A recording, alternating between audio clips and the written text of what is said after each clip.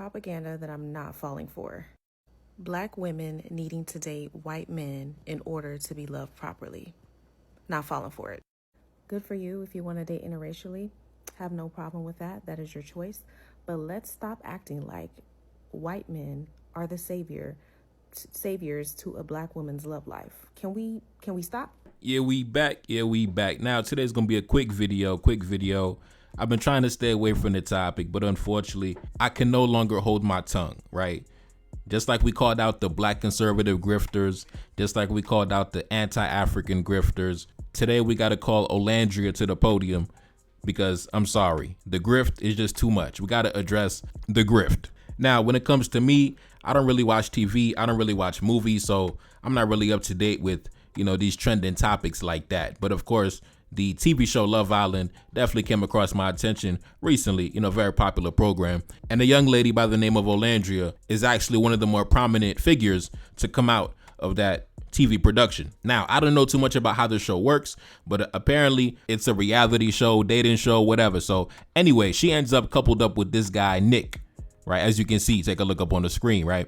Now, of course, they have garnered a massive fan base. A lot of their fans give him a nickname, right? Nick and Olandria, they call him Nicolandria. Now, a video came across my attention recently where I guess they were asking her how she feels about the popularity and the fame and notoriety she has enjoyed ever since the TV show and getting together with Nick and whatever. And the answer that she gave was very interesting. And that's what inspired for me to make this video today and tell her, baby, please stop the grift. The grift is just too much for me. But anyway, play the clip. I'll be right back.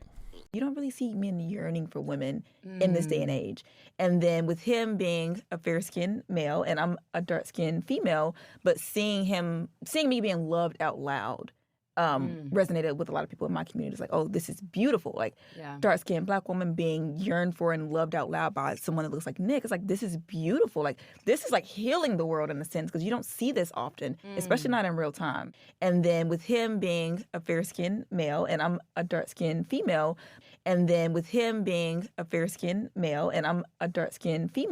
seeing me being loved out loud resonated with a lot of people in my community. It's like, oh, this is beautiful. Like dark-skinned black woman being yearned for and loved out loud by someone that looks like Nick. It's like, this is beautiful. Like someone that looks like Nick. It's like, this is like healing the world in a sense because you don't see this often. All right, we back.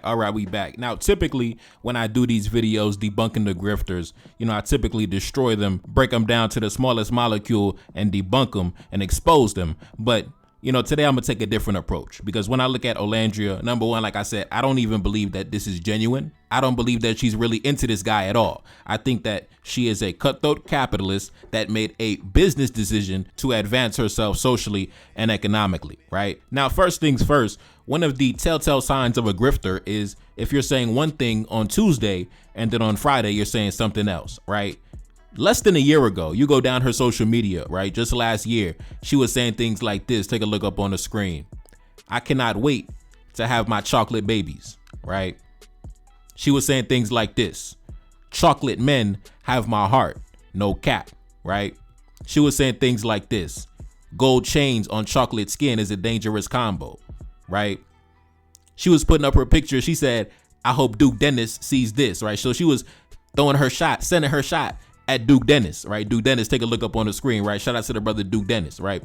So as you can see, before she came into the public spotlight, you can see the type of man that she had her eyes on, right? It was not the European descendant. It was the black man. It was the man of heavy melanated complexion. It was only after she came into the spotlight, she started building somewhat of a fan base and the audience wanted to see her with a specific individual. The audience began putting her together with a certain individual because, oh man, the black girl with the white man. But if you notice, that was never her intention from the beginning. She was never trying to fall into that box. She fell into that box accidentally, realized how profitable it was, and she has been running with the grift ever since. Which, listen, I don't blame you, baby girl. Get your money. Listen, get your money, do whatever you're doing. But we're going to talk about the grift, right? We're going to have a conversation today about the grift. And you could tell that it's a grift because even in the video, she said that me being a dark-skinned woman and him being a white man, it resonates a lot with those in my community. Who is she talking about in the community? It definitely don't resonate with me, but it does resonate with a segment of the community. And that's what we're going to be talking about in today's video, right? Now I'm going to play some clips and I'm going to show you who is she talking about when she says that her relationship resonates with the community. And that's why it's so popular and getting notoriety. Play the clips. I'll be right back. At this point, if a white man flirt with me, I'm going for it. Because Nicolandria have, like, rewired my fucking brain. I literally have been off white men for, like, 5 years. I'm like, I'm cool. I'm good. Nah, I don't want to go back. This shit got me wanting to go back. I don't know. I didn't want to sound like a coon, but I'm going to fucking say it. I know that white men's stock went up for black women on the dating apps after the Nicolandria episode. I love seeing the videos that y'all post. Black girls be posting, black women be posting with their men. And it's not always like out of other races, but even when it's other races, it really makes me even more when it's other races because, oh my God. I don't know if it's just me, but walking through Manhattan, boy, them palm-colored businessmen, how you doing? Smiling, getting doors, asking on coffee dates, and I could not even be looking my best. I could be in my work attire, right? So I know they hate us. I know they don't really like us that much. When I go to the city, they be like trying to see what's going on with the chocolate. I didn't want to be the one to say it, but white men's PR is up this year exponentially. Don't get me started on Nick and Olandria. Like, it's just, they're up this year. I don't know. And here's the thing. I don't want to drink the Kool-Aid, but I'd be lying if I said I didn't want to take a sip. So, Nicolandria Nation, I just want you to know it's happening. I was hit on by a white man today. It's happening. I don't remember the last time I got hit on by a white man. I normally get hit on by old black men. So, yeah, it's happening. Also, is it just me, or are more white men coming up to you and speaking to you on the streets? Like, 2 white men have come up to me today trying to talk to me and ask me for my number, and yeah, it's just surprising. Low-key, I think it's because of Nicolandria. Like, these white boys are getting real brave because of Love Island. I have been seeing a lot of black women lately with men of other races, and I'm not saying there's nothing wrong with black men, there's nothing wrong with black love, but I feel like sometimes black women get so caught up on black love that they're willing to miss out on the love of their life. I love Nick and Olandria. I am team Nicolandria. I love them, okay? And the reason why I love this dynamic is because it is sending a really powerful message to black women. Black women are seeing that we deserve love. We deserve love that is soft. We deserve a life of ease. We deserve to feel safe in love. I'm afraid Nicolandria has exposed a lot of us women for not knowing what true love is, not knowing what true, genuine connection is, unconditional love, love that is patient, kind, selfless, giving, love that is friendship. The way that Nick looks at Olandria is why I encourage black women to at least be open a little bit to swirling. That's why. It's because I want black women to be loved and cherished wherever they go.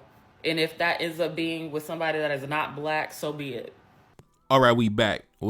Now, unfortunately, like I said, I believe that Olandria, she's being a shrewd businesswoman by the pivot that she has made. I think she has identified a market, a niche market, and I believe that she's simply feeding into that. Even the guy, Nick, right? I believe he's a grifter also, because I heard on that TV show he was smashing chicks left and right on that TV show, right? Like a dirty dog, right? So even he's a grifter, right? But they're presenting them as, oh my God. And you saw the girls talking, oh man, this is true love, unconditional love, man. This is, God's gift from the sky down from heaven, his one only child from Jesus Christ, right? You see how they talking about it, because this is something that does resonate with a segment of the community, right? The same way, if you remember back when Meghan Markle got married into the British imperial slave trading family, it was a similar reaction to that marriage as well, right? We had people talking about a black woman is going to be part of the British imperial slave trading kingdom, right? As if that was a badge of honor, right? One of the largest slave trading empire that slaughtered millions of our people. We had people talking about it as if it was a badge of honor. A black woman is going to join the imperialists, right? Oh my God, a black woman with the European prince. And then you look at the black woman they talking about, she looked like she 20% black. She barely black, right? She barely black, right? But they were talking about it as if, it's a black woman from the village of Zimbabwe about to sit on the throne in England. And I'm not even familiar with the TV show Love Island, but from those that watched the TV show, I heard that it was the production team that actually put them together, because they probably realized the grift. They probably realized there's a market If we tap into this market, it's going to be endless bankroll. It's going to be a whole lot of money, not only for the TV show, but also for Olandria herself, because due to her notoriety gained from the TV show, she's probably been able to gain brand deals, partnerships, all type of different sponsorships, right? So both her and Nick are grifting, right? The old man, I'm the black woman with the white man. That's a grift. Just like the black conservative is the grift, just like there's an anti-African grift, just like there's all types of different grifts. This is another grift, right? So you have a segment of the women in our community, for some reason, you know, they get butterflies in their stomach when they see a black woman with a white man, right? So Olandria, like I said, I believe her true interest, the men that she's truly attracted to at her core, is the black man, the man of heavily melanated complexion. We can see due to her history before she became on the public spotlight, right? It was only after she got on the TV show that she started grifting for the black women that love white men. But before that, she was all about the black man. So I think she is grifting just like Brandon Tatum is grifting on the black conservative hustle, right? I think just like Tariq Nasheed is grifting on the anti-black immigrant, anti-Pan-African hustle. Just like guys like MTR is grifting on the red pill hustle, right? Everybody's grifting. It's a whole bunch of grifting going on in the ecosystem. And I think Olandria, she is grifting. And listen, it's a very profitable grift. If you remember the TV show Scandal, right? I never watched that show, but I remember it was very popular during its height. And take a look up on the screen. Scandal became one of television's most successful shows, reaching its peak popularity by the 4th season with an average of 12.66 million viewers. Its success was driven by the charismatic lead, Kerry Washington, who was the first African-American female lead in a network drama in nearly 40 years. The show garnered significant cultural acclaim and numerous awards, including a Peabody Award, and had a massive social media impact, particularly on Black Twitter, right? And we know that pretty much the TV show Scandal was about the president of the United States having a black mistress that he smashes in a broom closet, you know, when nobody's looking, right? And that was a big smash in the community, right? So Olandria is simply tapping into the same demographic that loves Scandal, the same demographic that was a fan of Meghan Markle, and, you know, the demographic that, you know, they just love the white man and they love seeing the black woman, especially with the white man. Now, of course, they hate to see the black man with the white woman. Of course, that's terrible. We got to keep it black, right? We got to keep it pro-black. But when it comes to the black woman with the white man, listen, it's Martin Luther King, baby. I had a dream that me and my white and black brothers and sisters. But when it comes to the black man with the white woman, oh man, we got to turn it to Malcolm X, brother. You got to keep it in the community. We understand how it goes. Trust me. We know how it goes, brothers. But I'm just telling you, Olandria, she's grifting. And I'm not even making this video with malice in my heart. I'm just saying, like, baby, we see the grift, right? Just like everybody else, we call out everybody else with the grift. Baby girl, we see the grift. Now, I know this grift is very profitable. Like I said, this grift is very profitable. You got a whole legion of girls, for whatever reason, unfortunately, due to colonialism, they have these mentalities. And I say it's due to colonialism because your foremothers, your ancestors did not have this mentality. This is a result of colonialism, right? We are living under the Trump administration. We have black women, hundreds and thousands of black women have been laid off in the public sector. Currently, right now, the mainstream conversation amongst white men is closing the borders and boosting the white demographic. And it pretty much racism has become mainstream. And you have women talking about, man, I love the white man. This is totally insane. It's totally amazing to me. But like I said, Olandria, she's simply cashing in on the grift, being a cutthroat businesswoman, a capitalist born and raised in the United States, the epicenter of capitalism, you know, so she's simply embodying the culture in which she was raised. You know, she's getting straight to the bag, cashing in on the emotions and the sensibilities of other people who are living vicariously through her, right? They want to be her. She understands that they want to be her. So she's simply cashing in on that and going straight to the bank. Just like Meghan Markle. Didn't Meghan Markle come out with a book during that whole time when she married Prince Harry? Because she was cashing in on the grift. That was grifting. When Meghan Markle put out that book after she became part of the British imperial family, that was the grift. She was cashing in on the grift. So Olandria also, she's cashing in on the grift. But I think this whole relationship is fake. I think that behind the scenes, she want to get with the black man for sure, as you can see, right? So Nick is just, listen, he's part of the grift. It's part of the hustle. That's her business partner. But Olandria, she really want to be with the black man, as you can see. But like I say, baby, listen, you grifting. I understand you grifting. I understand. Anyway, let's take a look at some of the reactions on social media. This person said, so fake, forced, and opportunistic. I agree. This person said, healing the world. Olandria, please, you are too beautiful for this. Now, in that video, she said that her being with a white man is providing healing to the world, right? oh, this is beautiful. Like, dark-skinned Black woman being yearned for and loved out loud by someone that looks like Nick. It's like, this is beautiful. Like, this is like healing the world in a sense. Now, it was at that moment that I knew I got to say something, because the grifting is just too much. See, I let Olandria slide for weeks and weeks. I should have been put her on blast a long time ago. But once you said that her being with the white man is healing the world, listen, enough is enough. Listen, enough is enough. Anyway, this person said, the key thing to remember is that those fans are in on the scam. This is just fantasy fulfillment for them. They don't care if it's fake.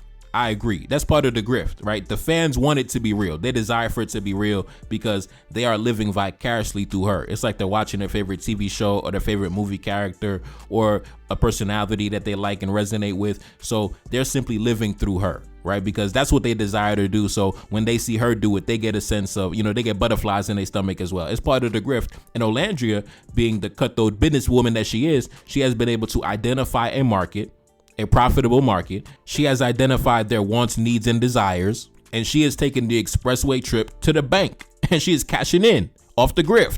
Now, one thing that this has showed me is the power of media and propaganda. I really underestimated the power of media. I always knew that media was very powerful, but when I seen videos, like we saw videos earlier that I played where they said, man, I seen a TV show, and because I saw a TV show, I want to get with the white man now, right? You had a bunch of videos where they said, because of a TV show, I want to go do something in real life because of a TV show. And I guess it's kind of similar to with the rap music too. Like some guys hear a rap song and they want to go do what they see in the rap song. The same kind of principle applied here as well. So, it kind of reinforced to me the power of media and propaganda and messaging and imagery and how you can actually manipulate people in real life to engage in certain behavior off simply putting images on a screen. Right? It's actually very powerful, very powerful. The power of media marketing and advertising. Wow. And like I said, Olandria, being the cutthroat businesswoman that she is cashing in off everything that we are talking about right here, right? She is going straight to the bank. She is counting up the money and putting the money in the money machine. Anyway, let's continue. This person said, this is basically what Olandria is trying to say. And then they got the video of Charleston White. This is still the white man's America. Oh, Lord, thank you for the white man. Lord, thank you for the white man. Boy, they come rescue us out of Africa. Boy, they come rescue us out of Africa. All right, we back. This person said, they have built numerous cultures of mestissage on our backs with this mentality. It's one of the saddest things in the world. Now, mestissage, I believe that refers to the historic phenomenon of relations between men of European extraction and women of African extraction, right?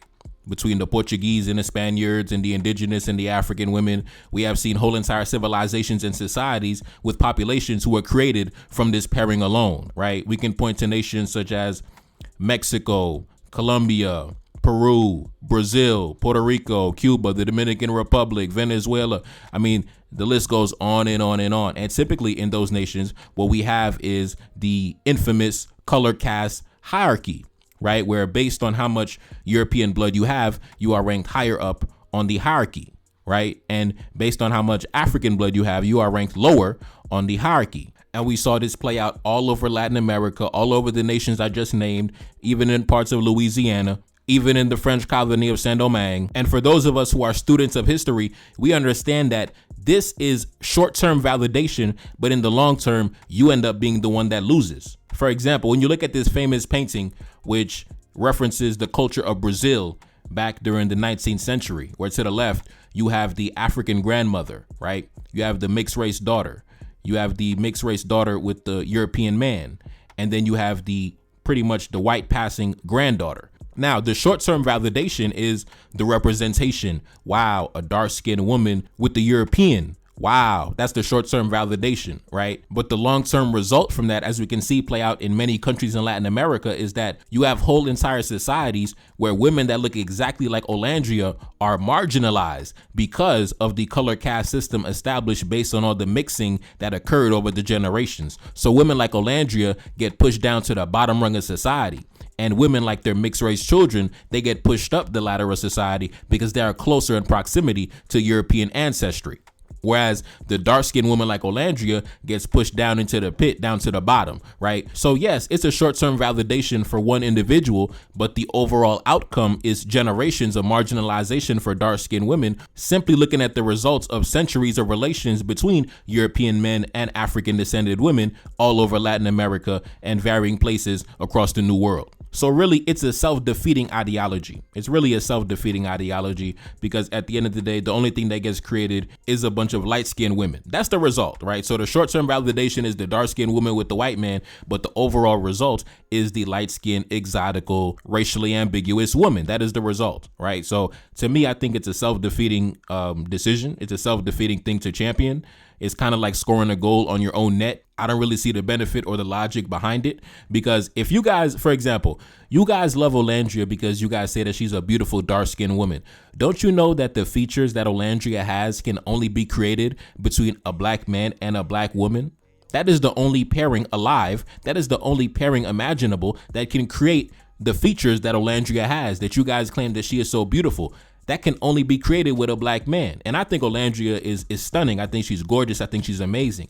But those features can only be created with a black man. You will never create an Olandria with the white man, right? So I don't know why you guys are pretty much scoring a known goal on yourselves, when in reality, the only thing you're doing is boosting up biracial women. You're boosting up their numbers. You're boosting up their prestige and prominence and popularity when you glorify the relationships that create them. So if you are really truly about the representation and the uplifting of the dark-skinned woman, you would champion Olandria and women that look like her to get with a black man. That's the logical course of action to take, because the only way you're going to create more Olandrias is by getting with a black man and creating black children, right? If you're not going to do that, so stop faking the funk as if you care so much about the dark-skinned woman when you don't even have the desire to recreate the dark-skinned woman. A lot of y'all are grifting just like Olandria. Now, in the case of Olandria, she's actually getting money for her grifting. Some of y'all are grifting for no money at all. It's truly a shame. But anyways, I'm not going to stay here too long, man. It's your boy Nefakari. That's Salim back in the building. Yes, indeed. Subscribe to the Patreon, NTD1814.